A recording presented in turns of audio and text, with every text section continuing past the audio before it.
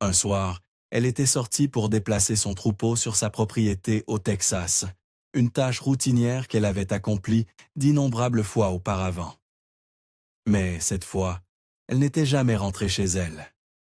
Pendant 9 ans, sa disparition était restée un mystère complet, sans aucune trace d'elle ni de son pick-up. Puis, un jour, une équipe de forage pétrolier, travaillant dans le désert isolé, avait heurté quelque chose de métallique, profondément sous terre. Lorsqu'ils l'avaient finalement remonté à la surface, cela avait rouvert une affaire qui avait hanté sa famille pendant près d'une décennie. Le soleil de l'après-midi tapait impitoyablement sur le ranch Walker, projetant de longues ombres sur le paysage poussiéreux du Texas. Thomas Walker, les mains usées et tachées d'huile de moteur, était penché sur le moteur de son vieux tracteur John Deere dans le hangar à équipement. À 62 ans, il avait appris à effectuer lui-même la plupart des réparations. Cela économisait de l'argent et l'occupait. Le ranch était devenu plus silencieux ces 9 dernières années, depuis la disparition de Savannah.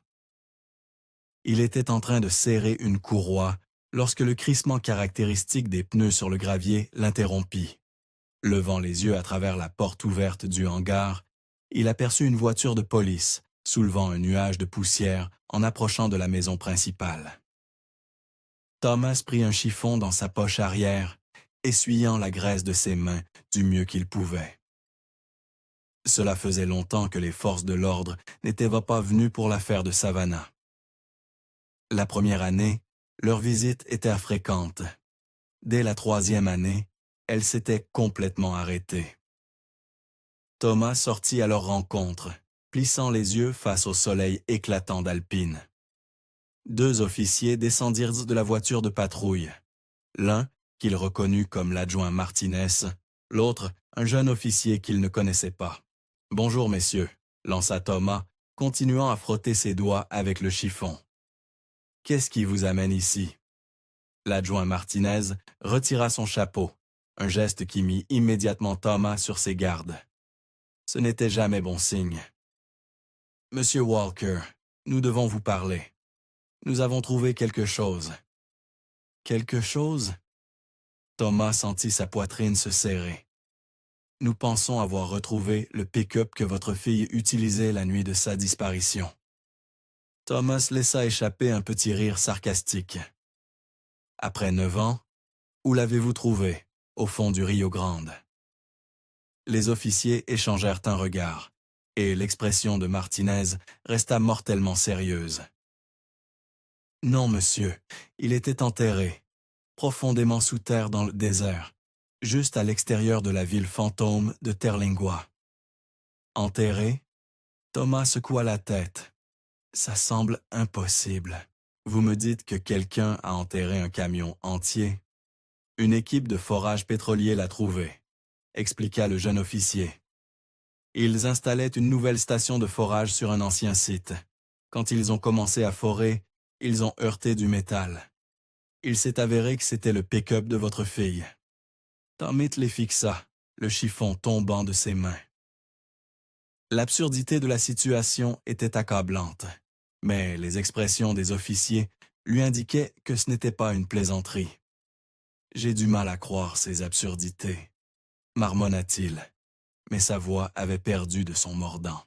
« Nous avons besoin que vous veniez avec nous, Monsieur Walker, » dit doucement Martinez.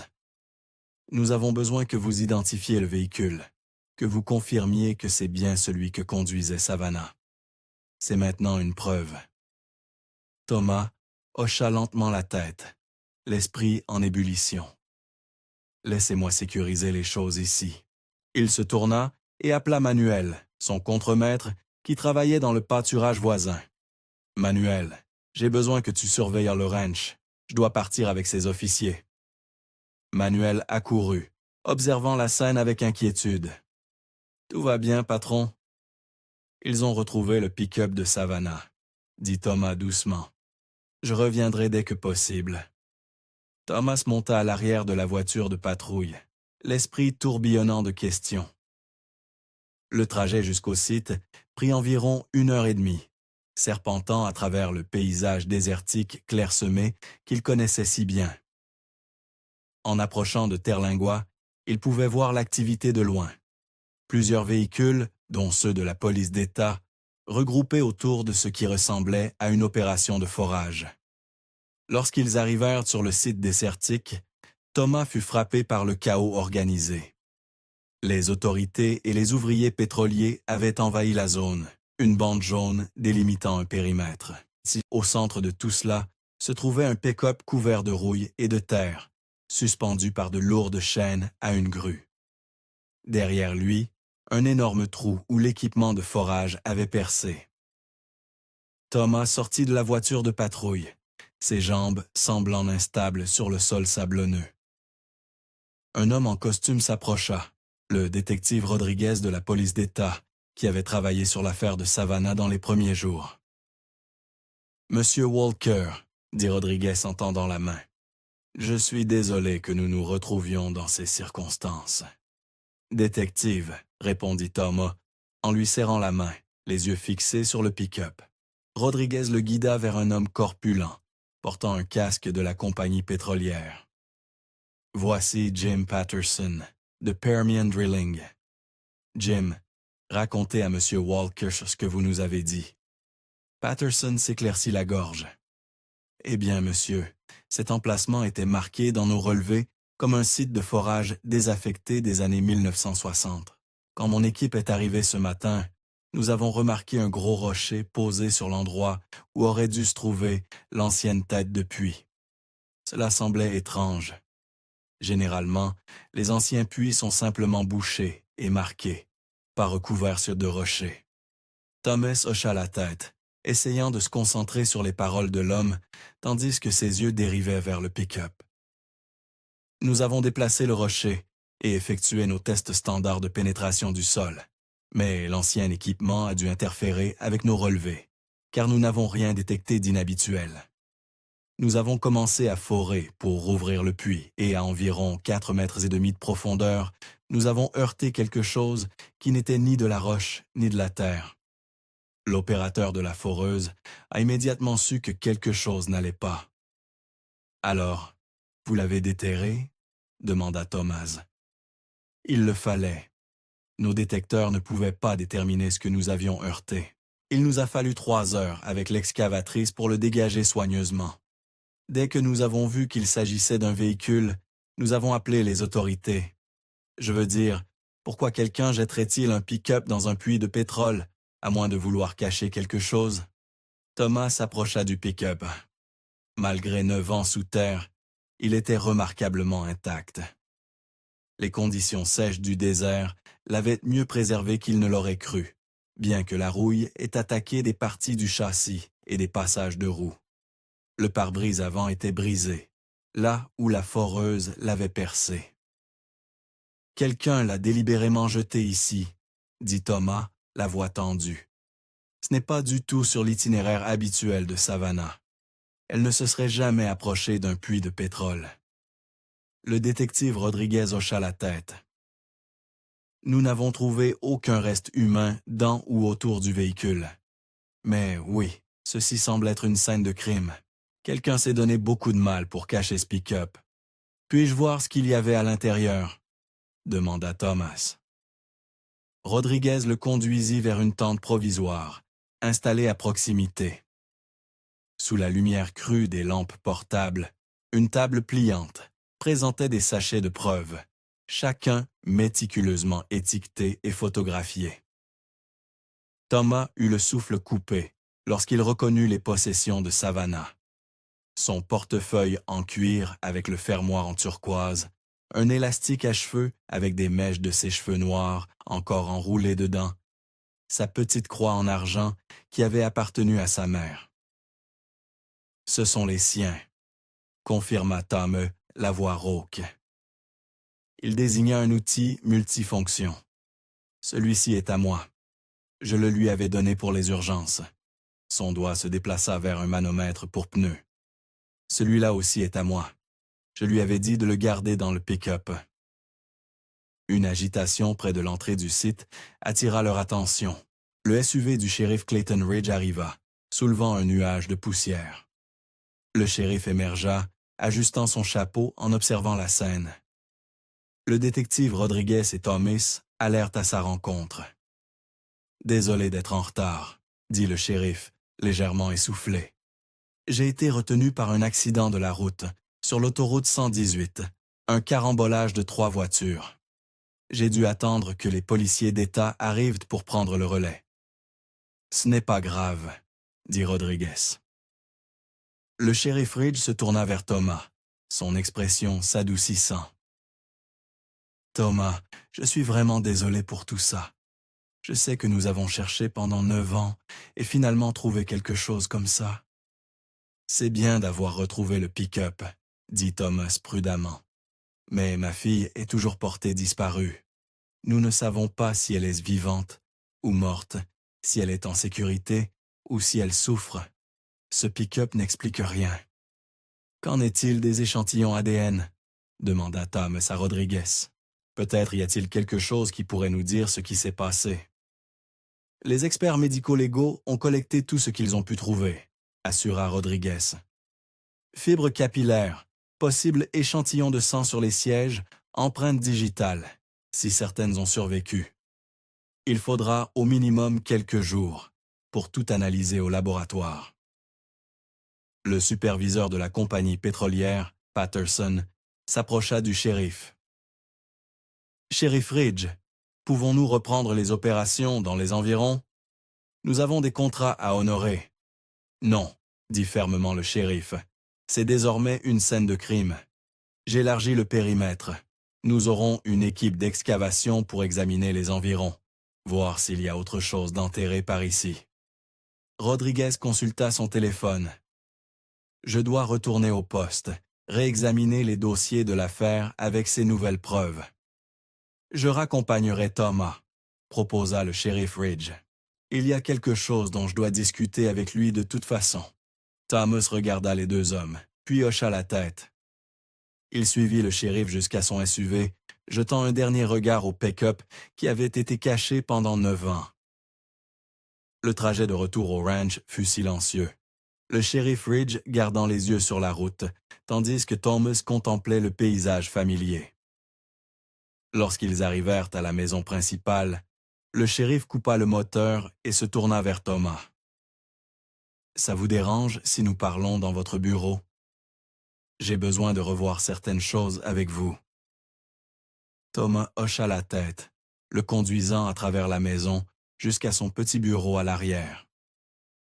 La pièce était simple, un bureau couvert de paperasse du ranch, un classeur, 2 chaises et des murs ornés de photos de concours bovins et d'une grande photo de Savannah sur son cheval, prise quelques mois avant sa disparition. Le shérif s'installa dans la chaise face au bureau, sortant un petit carnet. Il cliqua plusieurs fois sur son stylo avant de parler. « Thomas, j'ai besoin que vous me racontiez à nouveau cette nuit-là. Je sais que ça fait longtemps. L'affaire s'est refroidie la 3e année, mais avec ces nouvelles preuves, nous devons tout revoir. » Thomas se renversa dans son fauteuil, les mains jointes devant lui. « J'ai raconté cette histoire 100 de fois, Clayton. Je sais, mais racontez-la encore une fois. » Thomas prit une profonde inspiration. Savannah déplaçait le bétail ce soir-là, comme elle le faisait souvent. Elle quittait généralement le ranch vers 20 heures avec son pick-up. Le trajet d'ici au pâturage ouest prend environ 45 minutes. Elle travaillait parfois en fin de soirée pour éviter la concurrence avec le ranch voisin. Ils utilisaient parfois les mêmes points d'accès à l'eau et elle préférait éviter tout conflit. Le shérif griffonnait des notes. Continuez. J'étais ici, finissant des paperasses. Quand elle n'était pas revenue à 23 heures, je suis allé la chercher. Il faisait déjà nuit. J'ai trouvé le bétail encore dans la zone de pâturage, mais il n'y avait aucun signe de Savannah ni du pick-up. Je n'étais pas trop inquiet au début. La voix de Thomas s'abaissa. Elle avait 28 ans, Clayton. Une femme indépendante qui connaissait cette terre mieux que la plupart. J'ai pensé qu'elle avait peut-être eu un problème avec le pick-up et obtenu un trajet avec quelqu'un, ou décidé de camper là-bas pour la nuit. Elle l'avait déjà fait avant. Mais elle n'est pas revenue. Non, quand je me suis réveillé le lendemain matin et qu'elle n'était toujours pas là, c'est à ce moment que j'ai appelé vos services. La mâchoire de Thomas se crispa. Je vis avec cette culpabilité depuis. Si j'avais appelé cette nuit-là, au lieu d'attendre jusqu'au matin, peut-être que ce qui lui est arrivé aurait pu être évité. Le shérif Ridge prit d'autres notes, puis leva les yeux avec une expression que Thomas n'arrivait pas vraiment à déchiffrer. Vous avez dit que vous êtes allé vous coucher. À quelle heure était-ce? Vers minuit, après être revenu de la vérification des pâturages. Et vous étiez seul ici? Manuel et les autres ouvriers étaient de rentrer chez eux. Ils ne vivaient pas sur la propriété. Le shérif se pencha en avant. Thomas, où étiez-vous exactement entre 20 heures et le moment où vous êtes allé la chercher? Thomas fronça les sourcils. Je vous l'ai dit, j'étais ici, dans ce bureau. Quelqu'un peut-il le vérifier? Quoi? Thomas se redressa dans son fauteuil. Pourquoi quelqu'un aurait-il besoin de le vérifier? À quelle heure exactement êtes-vous allé la chercher? Et pourquoi n'étiez-vous pas assez inquiet pour chercher plus minutieusement ou nous appeler immédiatement? Les questions venant être maintenant plus rapidement, le ton du shérif passant de conversationnel à interrogatoire. Thomas sentit la chaleur monter dans son cou. Clayton, de quoi s'agit-il? Vous manquez complètement le point. Je n'ai pas kidnappé ma propre fille. Pourquoi ferais-je cela? Je n'ai pas dit que vous l'aviez kidnappée, répondit calmement le shérif. Mais nous devons explorer toutes les possibilités. Ce genre d'affaires, parfois, les membres de la famille sont impliqués. Vous perdez votre temps si vous pensez que j'ai fait ça. La voix de Tom était dure maintenant. J'étais ici de 20 heures à 23 heures, travaillant sur les comptes du ranch.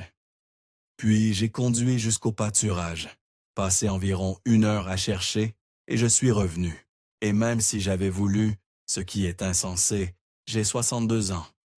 Vous pensez que j'aurais pu enterrer un pick-up sous des tonnes de sable du désert, en une nuit, sans que personne ne le remarque, sans laisser de traces, sans être vu? Le shérif prit d'autres notes. Et votre personnel du ranch, où était-il cette nuit-là? Thomas frappa du poing sur le bureau. Maintenant, vous soupçonnez tout mon fichu ranch. Manuel est avec moi depuis 20 ans. Les autres ouvriers sont de braves hommes. J'aimerais les interroger à nouveau. Avec tout le respect que je vous dois, shérif, je ne respecte pas ce que vous faites en ce moment. Vous perdez un temps qui devrait être consacré à de véritables pistes. Thomas se pencha en avant. Vous voulez faire quelque chose d'utile? Récupérer les images de vidéosurveillance du trafic autour de Terlingua et des villes les plus proches de cette nuit-là. Chercher des camions lourds, des équipements d'excavation, quelque chose qui pourrait déplacer suffisamment de terre pour enterrer un pick-up. Le shérif Ridge secoua la tête. À ce stade, ce n'est pas nécessaire, et nous devons coordonner avec le département de Terlingua. Je sais comment faire mon travail, Thomas. Vraiment? Thomas se leva. Parce que, de là où je suis assis, on dirait que vous êtes plus intéressé à me pointer du doigt qu'à découvrir qui a réellement enterré ce pick-up. Le shérif se leva également, fermant son carnet. Je suis la procédure. Alors, suivez-la ailleurs. Vérifiez ses caméras de circulation. Parlez à la compagnie pétrolière pour savoir qui savait que ce puits était là. Faites une véritable enquête. Thomas se dirigea vers la porte. Nous avons terminé ici. Si vous voulez me parler à nouveau, ce sera au poste avec le détective Rodriguez présent. Il raccompagna le shérif hors de la maison et le regarda monter dans son SUV. Ils n'échangèrent ni poignée de main ni politesse. Les pneus du shérif soulevèrent de la poussière tandis qu'il s'éloignait, laissant Thomas debout sur son porche, les poings serrés le long du corps. L'homme qui était censé aider à retrouver sa fille venaient de le traiter comme un suspect.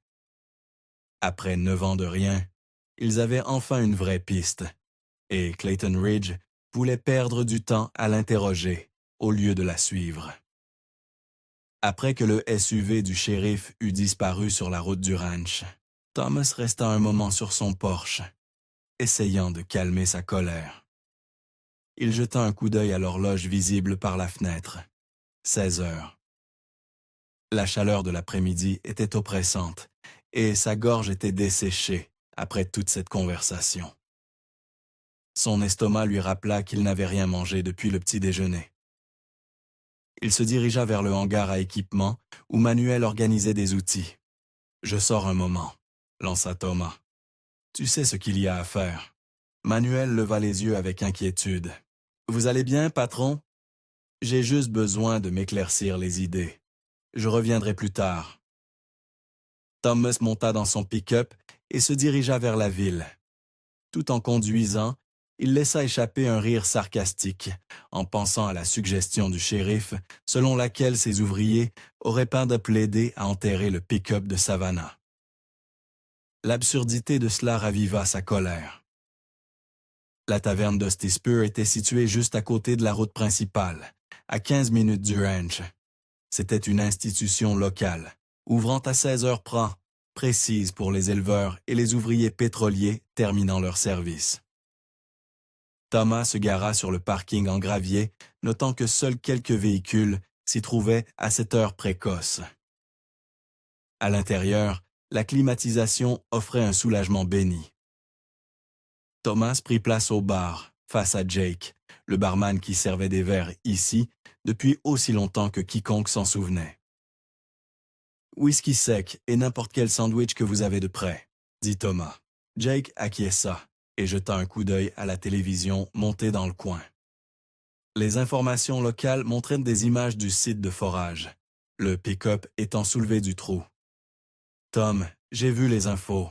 Est-ce vraiment... » « S'il te plaît, ne demande pas, » coupa Thomas.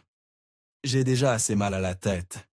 Je suis juste venu ici pour me calmer. » Jake leva les mains en signe de compréhension et attrapa la télécommande, changeant de chaîne pour un résumé sportif. Une voix s'éleva d'une table du fond. « Pourquoi avez-vous changé? Je regardais ça. »« Désolé pour ça, » dit Jake à Thomas doucement, l'air embarrassé. L'homme qui s'était plaint se leva et s'approcha du bar, prenant place à un tabouret de distance de Thomas. Il était plus jeune, peut-être dans la quarantaine, avec l'allure de quelqu'un qui avait conduit longtemps. Il continuait à regarder la télévision, maintenant changée, avec une frustration évidente. Tom l'étudia tout en sirotant son whisky. L'homme était clairement investi dans le reportage, ce qui semblait étrange pour un étranger. Après un moment, Thomas décida de briser la glace. « Vous êtes du coin? Je ne pense pas vous avoir vu avant. » L'homme se tourna, semblant reconnaissant de la conversation. « Non, je viens d'arriver. J'ai conduit depuis le Nouveau-Mexique. » Il tendit la main. « Barry Granger. » Thomas la serra. « Thomas Walker, qu'est-ce qui vous amène à Alpine? » « Je cherche mon frère, en fait. Terry Granger. Il est officier de police ici? Ou l'était, en tout cas. » Thomas faillit s'étouffer avec sa boisson. « Terry Granger, de la police routière. »« C'est lui? Vous connaissez Terry? » Le visage de Barry s'illumina d'espoir. « Nous avons travaillé ensemble sur une affaire il y a des années. » Thomas fit un geste vague vers la télévision. Ce pick-up qu'ils ont trouvé, il m'appartenait. Ma fille le conduisait quand elle a disparu. L'expression de Barry s'effondra. « Oh mon Dieu, je suis tellement désolé. Je n'en avais aucune idée. » Pas étonnant que Jake ait changé de chaîne. Thomas balaya les excuses d'un geste. « Ce n'est pas grave. Mais pourquoi êtes-vous ici seul? Où est Terry? » « C'est justement ça. Je n'arrive pas à le trouver. » La frustration de Barry était évidente. « Je suis à Alpine depuis 2 jours. Je suis allé au commissariat, mais ils m'ont dit que Terry avait démissionné il y a 9 ans. Personne ne semble savoir où il est allé. Il y a 9 ans, Thomas fronça les sourcils, réfléchissant. Exactement comme ma fille et ce fichu pick-up. Attendez, maintenant que vous le mentionnez, je me souviens que quelqu'un m'avait dit que Terry avait déménagé au Mexique. Au Mexique? Barry semblait stupéfait. Il ne m'en a jamais parlé. Pourquoi partirait-il sans rien dire? Ils restèrent silencieux un moment, Thomas digérant cette information. Terry avait été l'un des officiers chargés de la circulation pendant l'enquête initiale. Il avait été utile, récupérant des images des caméras des autoroutes. Terry vous a-t-il déjà mentionné quoi que ce soit à propos de l'affaire de ma fille? Demanda Thomas. Barry secoua la tête. Nous n'étions pas si proches, en fait. Nous nous parlions à peine après la mort de nos parents. Nous ne nous sommes pas quittés en bons termes. Il fixa sa bière. Ma vie était assez désordonnée à l'époque, mais je me reprends maintenant. Je voulais renouer avec lui, sauf que personne ne sait où il est. Quelqu'un au poste doit savoir quelque chose, dit Thomas. Je connais beaucoup du personnel là-bas. Le détective Rodriguez travaille avec moi. Il saurait sûrement si Terry s'est vraiment relocalisé au Mexique. J'apprécie ça, mais vous avez vos propres problèmes. Je ne devrais pas vous accabler avec les miens. Ce n'est pas grand-chose. Thomas finit son whisky, alors que les informations passaient à la météo. Écoutez, vous avez besoin d'aide pour retrouver votre frère. Et j'ai besoin de parler au détective de toute façon, après ma confrontation avec le shérif. Jake apporta l'addition, mais Barry s'en empara avant que Thomas ne puisse atteindre son portefeuille. « C'est le moins que je puisse faire, » dit Barry. « Merci. » Thomas se leva. « Vous avez un véhicule? »« Non, j'ai pris un taxi depuis mon motel. »« Venez avec moi alors. Le poste n'est pas loin d'ici. Nous verrons ce que le détective sait à propos de Terry. » Le soulagement de Barry était palpable. Merci, vraiment. Ils quittèrent le bar ensemble, sortant dans la chaleur étouffante de la fin d'après-midi. Tandis que Thomas déverrouillait son pick-up, un sentiment lancinant le tiraillait. Le départ brusque de Terry, cette même année, si peu de temps après la disparition de Savannah, semblait plus qu'une simple coïncidence. Le poste de police d'Alpine était un modeste bâtiment en briques qui servait la communauté depuis les années 70. Thomas se gara dans la zone de stationnement pour visiteurs, remarquant à quel point cela semblait plus animé que lors de sa visite matinale au site de forage. Lui et Barry traversèrent les portes vitrées jusqu'au hall d'entrée. L'accueil était tenu par l'officier Patricia Hernandez, que Thomas connaissait depuis qu'elle était recrue. Elle leva les yeux de son ordinateur avec un sourire professionnel qui vacilla légèrement quand elle le reconnut. « Monsieur Walker, de retour aujourd'hui? »« Patricia, j'ai besoin de voir le détective Rodriguez. »« Est-il là? » Elle jeta un œil à son écran. « En fait, il est sorti il y a environ 1 heure, mais je peux le contacter si vous avez besoin de lui parler urgemment. » Thomas fit un geste vers Barry. « Voici Barry Granger. Il cherche son frère, l'officier Terry Granger. J'essaie de l'aider. » L'expression de Patricia changea en reconnaissance, tandis qu'elle regardait Barry. « Oh oui, monsieur Granger. Vous êtes passé hier pour demander des nouvelles de l'officier Granger. » Elle parla avec une patience répétée. « Comme je vous l'ai dit alors, nous n'avons aucune information de transfert pour lui. Il a quitté le département il y a 9 ans. »« Je sais, » dit Barry, « mais j'espérais que quelqu'un pourrait m'en dire plus sur son départ, où il a déménagé. » Patricia secoua la tête avec sympathie. Les seules personnes qui pourraient avoir cette information seraient le détective Rodriguez ou le shérif Ridge. Ils étaient là quand l'officier Granger est parti. Thomas sentit sa mâchoire se crisper à la mention du shérif. se souvenant de leur échange quelques heures stopulotgnant. Néanmoins, il devait demander. « Le shérif est-il dans son bureau? » Il n'est pas encore revenu, mais il devrait être ici d'une minute à l'autre. Il ne reste généralement pas longtemps loin du poste, surtout avec tout ce qui se passe aujourd'hui. Barry toucha le bras de Thomas. « Écoutez, vous vous êtes suffisamment dérangé pour moi. Allons-y, je m'en occuperai seul, d'une manière ou d'une autre. » Mais Patricia pointait déjà par la fenêtre. « En fait, c'est lui qui arrive maintenant. Je vous avais dit qu'il ne serait pas long. » Thomas et Barry se dirigèrent devant la porte pour intercepter le shérif. À travers la vitre, ils observèrent le SUV du shérif Ridge se garer à quelques places du pick-up de Thomas. Ils sortirent dans la chaleur de l'après-midi, s'attendant à ce que le shérif émerge immédiatement. Mais il ne le fit pas. Ils pouvaient voir la silhouette du shérif à travers les vitres teintées, apparemment en train de téléphoner. Il se tenait maladroitement près de l'entrée du poste, attendant. « Peut-être devrions-nous attendre à l'intérieur, » suggéra Barry, après qu'une minute se fût écoulée. « J'ai besoin de prendre quelque chose dans mon pick-up, de toute façon, » dit Thomas. « Mon chargeur de téléphone. La batterie a été à plat toute la journée avec tous ces appels. » Il traversa le parking, cherchant ses clés dans sa poche.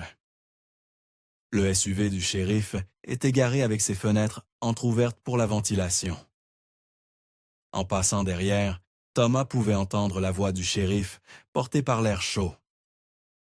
Il essaya de ne pas écouter aux portes, mais les mots étaient d'un éclair dans le parking silencieux.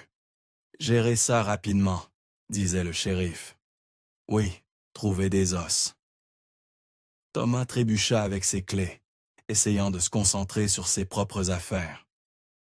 Le shérif discutait probablement d'une autre affaire. L'homme avait tout un comté à gérer, après tout. « Non, je ne quitte pas la ville. »« D'accord, très bien. » La voix provenant du haut-parleur de la voiture était plus difficile à distinguer, juste une voix masculine métallique répondant au shérif. Thomas ressentit une pointe d'embarras pour le shérif. L'homme ne réalisait probablement pas à quel point le son portait depuis son véhicule. Il devrait le mentionner discrètement plus tard, par souci de confidentialité. Thomas ouvrit la porte de son pick-up et chercha le chargeur de téléphone dans la console centrale. Il allait repartir quand d'autres mots flottèrent depuis le véhicule du shérif. « Terry Granger, non, personne ne s'en soucie. Ne t'inquiète pas, nouveau gars au bureau. » Oui. Thomas se figea, la main toujours sur la porte de son pick-up. Pourquoi le shérif discutait-il du frère disparu de Barry? Le moteur du shérif rugit soudainement. Thomas leva les yeux pour voir le SUV reculer de sa place. Barry courait vers lui depuis l'entrée du poste. « C'est vraiment le shérif? Il repart! » L'esprit de Thomas s'emballa. Le shérif parlant d'os, disant à quelqu'un de gérer quelque chose rapidement, et puis le nom de Terry Granger. Rien de tout cela ne semblait normal. « Montez dans la voiture, » dit Thomas d'un ton urgent. « Quoi? Pourquoi? » « Je crois que j'ai entendu quelque chose que je n'aurais pas dû. Montez, c'est tout. » Barry n'argumenta pas davantage. Ils montèrent tous deux dans le pick-up de Thomas, et il démarra le moteur, quittant le parking juste au moment où le SUV du shérif s'engageait sur la route principale. « Qu'avez-vous entendu? » demanda Barry, tandis qu'il suivait à distance.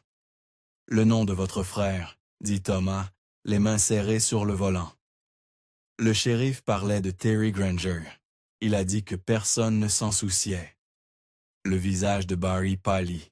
Quoi d'autre? Quelque chose à propos d'os et de gérer quelque chose rapidement. Thomas gardait les yeux fixés sur le véhicule du shérif devant eux. Barry, je n'aime pas ça. Votre frère a disparu au même moment que ma fille. Le shérif est venu chez moi, m'accusant d'avoir kidnappé ma propre fille. Et maintenant, il a des conversations secrètes à propos de votre frère. Quelque chose ne va pas. Ils conduisirent dans un silence tendu. les deux hommes réfléchissant aux implications de ce que Thomas avait entendu. Thomas maintenait une distance prudente derrière le SUV du shérif, essayant de se fondre dans la circulation clairsemée du soir.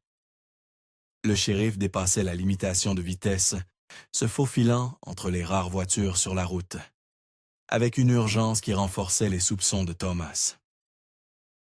Il conduit comme s'il était en retard pour quelque chose d'important, observa Barry, agrippant la poignée de porte tandis que Thomas accélérait pour suivre le rythme.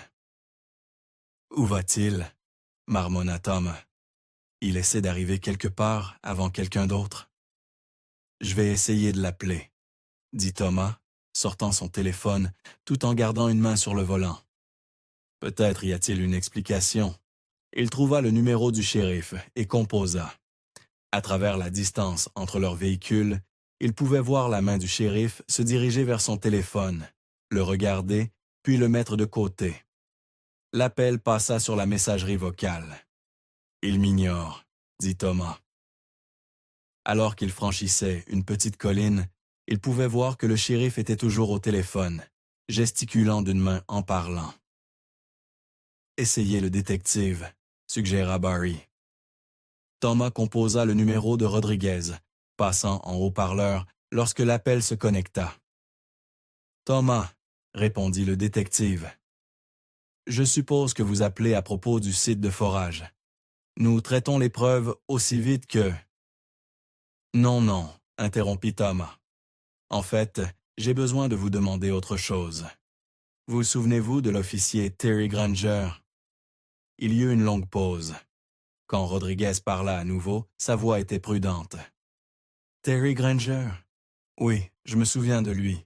Il a déménagé au Mexique il y a environ 8 ans. C'était assez soudain. » Barry se pencha vers le téléphone.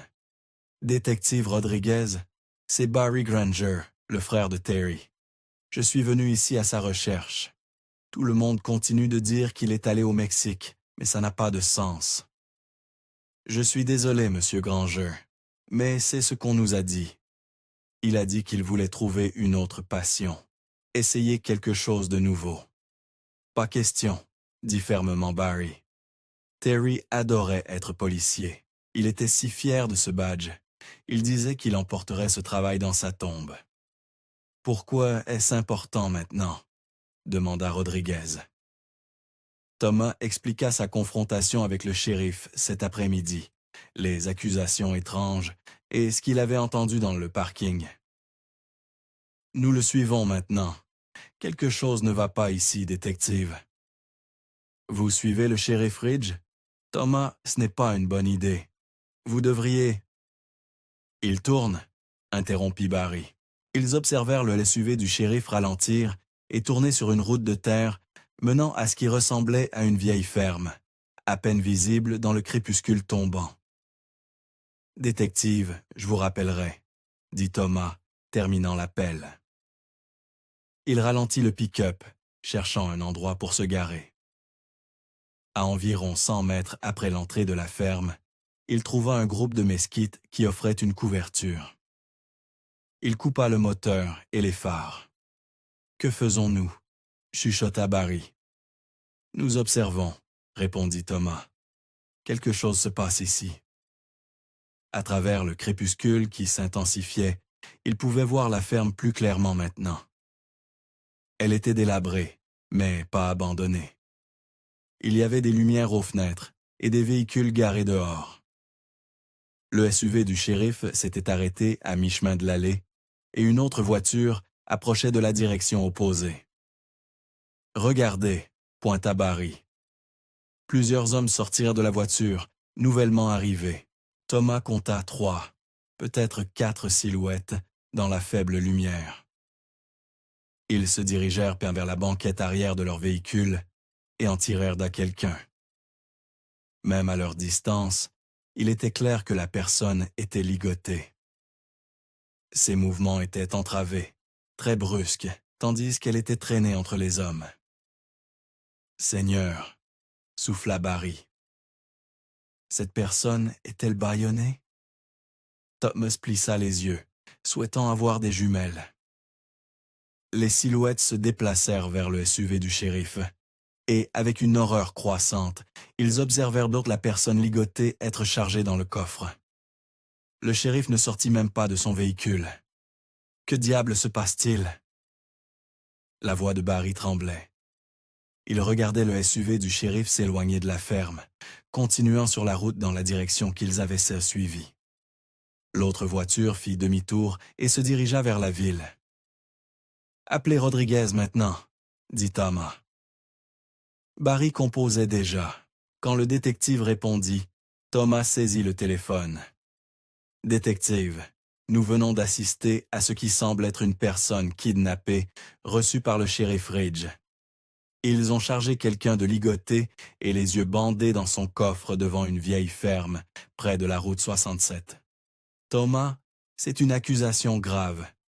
Êtes-vous absolument certain de ce que vous avez vu? » « 2 yeux peuvent ne se tromper, » dit Thomas gravement. « Mais 4 yeux ne manqueront pas ce genre de détails. Barry l'a vu aussi. » Barry hocha vigoureusement la tête, bien que le détective ne puisse pas le voir. « Je confirme. Quelqu'un a été transféré d'un véhicule à celui du shérif. Cette personne était définitivement retenue. » La voix de Rodriguez devint toute professionnelle. « Si ce que vous dites est vrai, je vais devoir lancer une alerte immédiatement.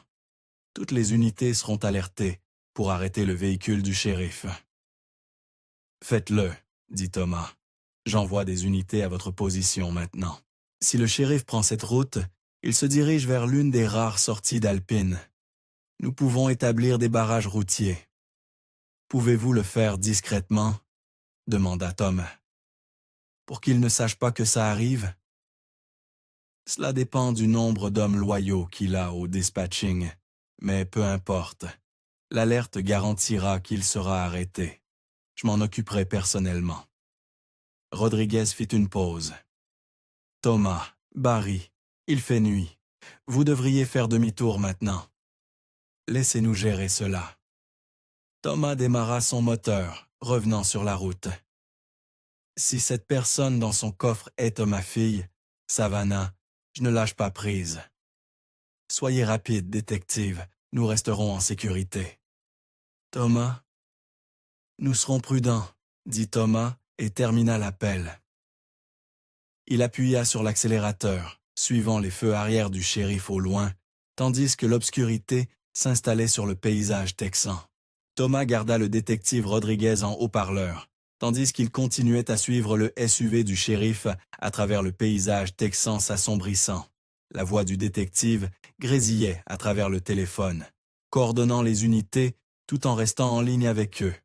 « Il se dirige vers la sortie de la limite du comté, » rapporta Thomas, mais même alors qu'il le disait, les feux de freinage du shérif s'allumèrent et le SUV vira brusquement sur une autre route. « Il a changé de direction, » dit Barry d'un ton urgent. « Il ne quitte pas la ville. » La voix de Rodriguez était grave. « Quelqu'un au poste a dû le prévenir de l'alerte. Continuez à suivre, mais maintenez votre distance. » Ils conduisirent encore 10 minutes à travers un terrain de plus en plus désolé. Le véhicule du shérif ralentit enfin, tournant sur une route de terre accidentée qui menait à ce qui ressemblait à une propriété de ranch abandonnée. Thomas pouvait distinguer la silhouette des bâtiments contre le ciel qui s'assombrissaient, une maison principale et plusieurs dépendances, dont ce qui semblait être d'anciennes écuries. « Détective, il s'est arrêté dans un ranch abandonné, » rapporta Thomas, donnant l'emplacement. « On dirait l'ancienne propriété Hartley.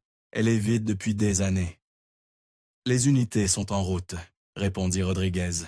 « N'approchez pas, je répète, n'approchez pas des bâtiments. » Thomas se gara sur le bord de la route, à environ 200 mètres de l'entrée du ranch, se cachant derrière un bouquet de broussailles. Ils observèrent le Cinzant, le SUV du shérif, s'arrêter près d'un des bâtiments d'écurie. Dans la faible lumière, ils pouvaient voir le shérif Ridge sortir de son véhicule et se diriger vers le coffre. Le shérif luttait avec le poids de la personne qui l'en tirait. La silhouette ligotée était molle, soit inconsciente, soit trop faible pour résister. Il la porta à moitié, la traîna à moitié vers l'entrée sombre de l'écurie. « Je dois m'approcher, » dit Thomas, atteignant la poignée de sa porte. Barry saisit son bras. « Non, c'est aussi loin que nous allons. Vous avez entendu le détective. Ça pourrait être ma fille là-dedans. Il pourrait être en train de... ou ça pourrait être un piège. Nous attendons les renforts. » La prise de Barry était ferme. « S'il vous plaît, Thomas, nous sommes devenus jusqu'ici. Ne faites pas quelque chose qui pourrait tous nous faire tuer. » Les mains de Thomas se serrèrent en poing, mais il resta dans le pick-up. Les minutes s'étirèrent, semblant des heures, tandis qu'ils observaient l'écurie, voyant occasionnellement le mouvement des faisceaux de lampes de poche à travers les interstices dans les murs. Puis, comme des fantômes dans l'obscurité, des véhicules de police apparurent, sans sirène ni lumière, juste des ombres convergeant vers le ranch. Des officiers émergèrent et encerclèrent rapidement les bâtiments, leurs mouvements précis et coordonnés. « Ils sont là », souffla Barry. Thomas et Barry sortirent du pick-up et furent immédiatement accueillis par un officier qui leva la main. « Restez en arrière ici, messieurs, pour votre sécurité. » De l'intérieur de l'écurie vinrent des sons qui glacèrent le sang de Thomas. Des cris de détresse, des bruits de résistance et une voix appelant à l'aide. La voix était féminine. « Allez, allez, allez !» cria quelqu'un, et des officiers prirent d'assaut l'écurie. Les minutes suivantes furent chaotiques. Des cris, le bruit d'une lutte, plus d'officiers appelant des renforts et un soutien médical. Thomas se retrouva avancé, malgré l'avertissement de l'officier, Barry juste à côté de lui. Le shérif Ridge fut sorti, menotté, son visage tordu de rage. Quand il aperçut Thomas, son expression devint venimeuse. « Vous le regretterez, Walker, » grogna-t-il. « Vous n'avez aucune idée à qui vous avez affaire. Vous venez de signer votre propre... »« Taisez-vous, » dit l'un des officiers, le poussant vers une voiture de patrouille. Un autre officier émergea du SUV du shérif, brandissant un téléphone. « Le détective Rodriguez doit voir ça, » appela-t-il. « Les messages du shérif, il parle de déplacer la femme hors de la ville, et quelque chose à propos de planter des eaux. » Rodriguez lui-même arriva peu après, prenant le téléphone et le faisant défiler avec une alarme croissante. Il regarda le shérif. « Vous voulez nous dire avec qui vous avez conspiré? » Ces messages sont assez clairs. La mâchoire du shérif se ferma hermétiquement, refusant de parler. Barry s'avança. « Nous savons où il les a rencontrés plus tôt, à cette ferme. Je ne connais pas exactement les routes, mais... » Thomas sortit son téléphone, ouvrant l'application GPS. « Voici, » dit-il, montrant au détective l'emplacement repéré. « C'est là que nous avons vu le transfert. » À ce moment, des officiers sortirent de l'écurie, soutenant une femme entre eux. Même dans la faible lumière, même après 9 ans, Thomas savait. « Savannah », souffla-t-il. Elle était mince, effrayamment mince, ses vêtements sales et déchirés. Mais elle était vivante. L'équipe médicale qui venait d'arriver prit immédiatement le relais, la guidant vers l'ambulance qui venait de se garer, ses lumières peignant la scène en alternance de rouge et de blanc. Un officier, vérifiant le téléphone du shérif, leva soudain les yeux. « Détective, nous venons de recevoir un message entrant. Quelqu'un a envoyé des coordonnées. On dirait que c'est là qu'ils enterrent des cendres les os. »« Bingo, » dit Rodriguez gravement. Il sortit sa radio. « Dispatch, j'ai besoin de plusieurs unités de secours et d'une équipe tactique. Nous allons faire une descente sur ce qui semble être une opération de trafic de drogue. » Il regarda à nouveau le téléphone du shérif. Les messages mentionnent des paiements de drogue et des incitations mensuelles. Et j'ai besoin d'une autre équipe à ces coordonnées pour intercepter des suspects tentant d'enterrer des restes. Plusieurs officiers se préparèrent à partir pour la descente. Barry les approcha urgemment. Je viens avec vous.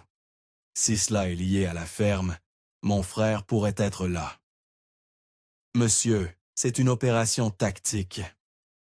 Mon frère est l'officier Terry Granger, insista Barry. Il pourrait être avec ces gens. L'officier principal regarda Rodriguez qui hocha la tête. Tout le monde connaît Terry. Nous l'identifierons s'il est là. Mais vous ne pouvez pas venir lors de la descente, Monsieur Granger. C'est trop dangereux. Nous vous contacterons immédiatement après qu'elle soit sécurisée. Les épaules de Boris s'affaissèrent. J'espère que vous ne le trouverez pas là-bas. J'espère qu'il était vraiment au Mexique. Thomas entendit à peine cet échange. Il se dirigeait déjà vers l'ambulance où Savannah était soignée. Elle semblait plus stable maintenant, une perfusion dans le bras, des médecins vérifiant ses signes vitaux. Quand elle le vit approcher, elle essaya de se lever, malgré les protestations du médecin. Elle vacilla, et Thomas se précipita pour la rattraper. Puis, elle était dans ses bras, son visage enfoui contre son cou, son corps secoué de sanglots. « Papa, chuchota-t-elle, je savais. Papa, je savais que tu me trouverais. Je savais que tu n'abandonnerais pas. » Le médecin parla doucement. « Monsieur, elle a été sous l'influence d'une sorte de sédatif, mais son effet s'estompe. Elle a subi un traumatisme important et a besoin de soins hospitaliers immédiats. » Rodriguez avait suivi Thomas et se tenait maintenant à proximité, carnet prêt. Savannah le regarda à travers des yeux remplis de larmes. Le shérif, sa voix se brisa. Il m'a utilisé. Il voulait me tuer au début, mais il leur a dit de ne pas le faire. Il leur a dit de me garder en vie pour ses visites. Thomas sentit la rage monter dans sa poitrine, mais il garda sa voix douce. « Qui sont-ils, ma chérie? » « Des trafiquants de drogue, Miguel Salazar et leur chef. Ils m'ont gardé dans leur ferme, dans un bunker caché construit dans un ancien silo à grains. » Elle regarda Rodriguez. Le shérif est corrompu. Il les a aidés à opérer, les couvrant, faisant disparaître des enquêtes. En échange, il le payait chaque mois et il me gardait en vie. Il m'appelait le jouet du shérif. Rodriguez écrivait rapidement, son visage grave. « Nous les aurons tous, mademoiselle Walker. Nos équipes se déplacent déjà vers leurs emplacements. » Le médecin interrompit doucement. « Nous devons vraiment la transporter maintenant. » Thomas regarda Barry, sortit les clés de son pick-up de sa poche et les lança. « Utilisez-le autant que nécessaire. Je vais avec elle. » Barry attrapa les clés, acquiesçant en signe de compréhension. Thomas monta dans l'ambulance à côté de sa fille, prenant sa main, tandis que les médecins poursuivirent leur travail. Alors que les portes se fermaient et qu'il s'éloignait de la scène cauchemardesque, il commença à expliquer tout ce qui s'était passé depuis ce matin. La découverte de son pick-up, le comportement suspect du shérif, la rencontre avec Barry et la poursuite qui avait conduit à son sauvetage. Savannah serra faiblement sa main. « Je veux tout dire à la police, » dit-elle, après qu'ils m'auront soigné. « Je veux aider à le mettre en prison pour toujours. » Les urgences de l'hôpital général d'Alpine étaient un tourbillon d'activité. Thomas regarda, impuissant, l'équipe médicale emmener Savannah pour examen et traitement. Il se retrouva dans la salle d'attente, s'effondrant dans une inconfortable chaise en plastique qui avait vu trop de familles inquiètes. Pour la première fois depuis qu'il avait vu cette voiture de police arriver à son ranch cet après-midi, Thomas n'avait rien à faire que penser. La rage qui avait couvé sous son calme forcé commença à déborder. 9 ans. 9 ans de souffrance pour sa fille, tandis que ce salaud de shérif jouait le rôle de l'homme de loi concerné, prétendant enquêter, prétendant se soucier. L'odeur antiseptique de l'hôpital était suffocante. Thomas se leva brusquement et se dirigea vers la sortie, ayant besoin d'air. Il sortit le paquet de cigarettes qu'il gardait dans sa veste pour les urgences. Il avait arrêté il y a des années, mais certaines habitudes mouraient difficilement. Il était sur le point d'en allumer une quand une voix l'appela. « Monsieur Walker ». Tosma se retourna pour voir un médecin en tenue chirurgicale approcher. Il remit rapidement la cigarette dans sa poche. « Je suis le docteur Chen. J'ai examiné votre fille. »« Comment va-t-elle » L'expression du médecin était soigneusement professionnelle. Mais Thomas pouvait voir la colère en dessous. Physiquement, elle était mal nourrie et sévèrement en sous-poids. Il y a des preuves d'abus physiques répétés, d'anciennes fractures qui ont mal guéri, des cicatrices correspondant à des entraves. Il fit une pause. Elle a également développé des infections dans son système reproducteur, y compris des IST. Il y a aussi des problèmes respiratoires, probablement dus à une exposition prolongée à des produits chimiques. Nous comprenons qu'elle était gardée dans un silo où des drogues étaient stockées. Thomas sentit ses genoux faiblir. Il tendit la main vers le mur pour se stabiliser. « Elle est stable maintenant », continua rapidement le docteur Chen.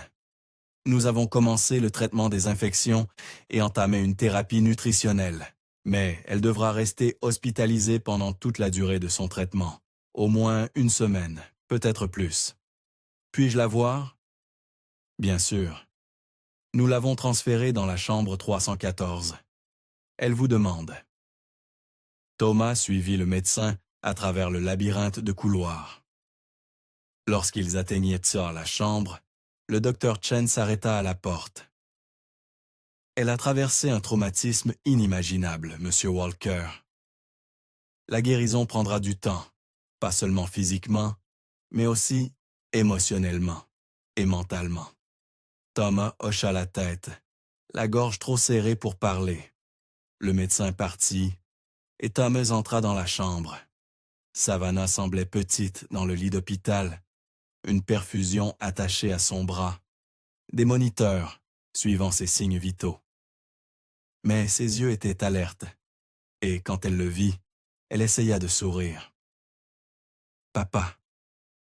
Il s'approcha de son chevet, prenant la chaise proche d'elle.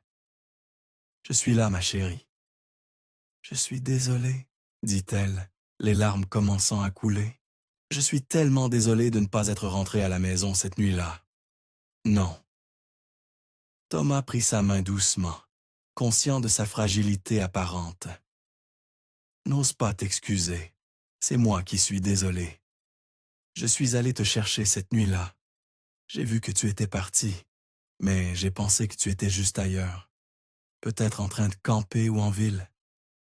Je n'ai jamais imaginé que quelqu'un te prendrait. » Sa voix se brisa. « Si j'avais appelé la police cette nuit-là, au lieu d'attendre jusqu'au matin. »« Arrête !» La prise de Savannah sur sa main se resserra légèrement.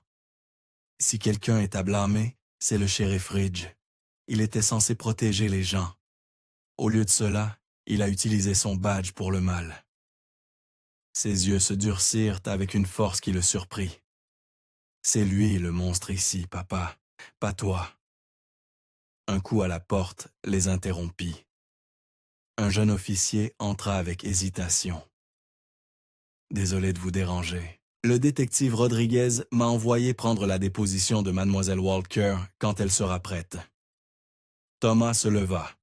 L'instinct protecteur s'enflamma. « Avec tout le respect que je vous dois, officier, étant donné ce qui s'est passé avec le shérif et la nature sensible de cette affaire, je préférerais attendre le détective Rodriguez lui-même. » L'officier hocha la tête, comprenant. « Je l'informerai, monsieur. » Des heures passèrent. Thomas somnola par à-coups dans le fauteuil à côté du lit de Savannah, se réveillant chaque fois qu'elle bougeait ou faisait un bruit. Finalement, vers minuit, le détective Rodriguez arriva, l'air épuisé mais déterminé. Il était accompagné d'un autre officier portant du matériel d'enregistrement. « Je suis désolé pour le retard, » dit Rodriguez. Ça a été une longue nuit d'arrestation et d'interrogatoire. Je comprends, dit Thomas. Savannah se redressa légèrement dans le lit. Je veux vous dire tout ce qui s'est passé cette nuit-là. Rodriguez et l'officier installèrent dans leur équipement, et Savannah commença son histoire, sa voix devenant plus forte à mesure qu'elle parlait. Je déplaçais le bétail ce soir-là, comme d'habitude. J'ai pris le pick-up vers 20 heures avec de la nourriture, me dirigeant vers notre zone de pâturage ouest, la plus éloignée. C'était une nuit claire, bonne visibilité. J'étais sur le point de commencer à ramener le bétail vers le pick-up quand j'ai vu des lumières dans un arroyo sec, près d'une ancienne plateforme pétrolière. Elle fit une pause, se ressaisissant. C'était un échange de drogue. Je pouvais voir des hommes chargeant des colis entre des véhicules. Je n'avais jamais vu aucun d'entre eux auparavant, mais je savais que je devais partir de là. J'ai couru vers mon pick-up, laissant le bétail. Il n'y avait pas le temps de les rassembler. Mais l'un d'eux m'a vu. Miguel Salazar. J'ai essayé de m'enfuir, mais il m'a poursuivi dans son pick-up, tous phares éteints, en mode blackout. Il a percuté l'arrière de mon pick-up, m'a forcé à sortir de la route. Avant que je puisse faire quoi que ce soit, il m'avait tiré de la cabine. Il a attaché mes mains avec des serre-câbles et m'a bandé les yeux. Les mains de Thomas se serrèrent en poing, tandis qu'elles continuaient. Je l'ai entendu appeler quelqu'un par radio. Il répétait « Shérif, nous avons un problème ». C'est là que j'ai su que c'était le shérif Ridge. Il est arrivé à la ferme où il m'avait emmené. Je pouvais les entendre se disputer sur ce qu'il fallait faire. Miguel voulait me tuer et jeter le pick-up quelque part dans le désert profond. Mais le shérif s'y opposait. Il a dit qu'il me voulait pour lui-même. Il leur a dit de me garder en vie. Miguel a soutenu que j'étais une responsabilité, mais le shérif lui a rappelé toutes les fois où il les avait couverts, nettoyant leurs dégâts, détournant des enquêtes. Il a dit qu'il lui devait cela, me garder en sécurité et en vie pour son divertissement, en plus de l'argent qu'il lui versait déjà. Le visage du détective Rodriguez était de pierre, tandis qu'il prenait des notes. Ils m'ont gardé dans un bunker caché, construit dans un silo à grains à la ferme. J'ai entendu parler de planifier d'enterrer mon pick-up. Le shérif leur a parlé d'un site de forage pétrolier abandonné à l'extérieur de Terlingua. Il a dit que le trou était déjà là. Il n'avait qu'à y jeter le pick-up et le recouvrir. Elle regarda son père. Après ça, tout est devenu flou. Ils m'ont déplacé entre différentes propriétés au fil des années, me gardant de sédater la plupart du temps. Il y avait une femme, une infirmière, qui travaillait pour le cartel. Elle m'a maintenu en vie, soigné mes blessures. Ils l'ont tuée l'année dernière quand elle a montré trop de compassion. « Seigneur, » murmura Thomas. Rodriguez leva les yeux de ses notes. « Mademoiselle Walker, votre récit correspond à ce que Miguel Salazar nous a dit ce soir. Il a confirmé qu'ils ont utilisé des camions lourds pour remplir ce puits de pétrole avec du sable du désert, travaillant toute la nuit. Le shérif a manipulé toutes les images des caméras de circulation pour couvrir leurs traces. » Thomas retrouva sa voix. « Qu'en est-il de Terry Granger? Il travaillait dans la circulation routière. A-t-il aidé le shérif? » L'expression de Rodriguez devint encore plus grave. « Nous avons trouvé Terry à la ferme ce soir. Il est vivant, mais à peine. » Apparemment, Terry est devenu méfiant lorsque le shérif a demandé des images de circulation spécifiques et semblait déterminé à contrôler l'enquête. Quand Terry l'a confronté, le shérif a arrangé pour que le cartel le prenne. Ils ont simulé son départ soudain au Mexique. « Mon Dieu !» murmura Thomas. Terry a été forcé de travailler dans leur usine de production de drogue pendant 8 ans. Il a de nombreuses cicatrices de fouet, anciennes et récentes. Ils ont mutilé ses doigts et ses orteils pour assurer sa soumission. Rodriguez secoua la tête. Il est ici, à l'hôpital, dans une autre aile. Son frère Barry est avec lui.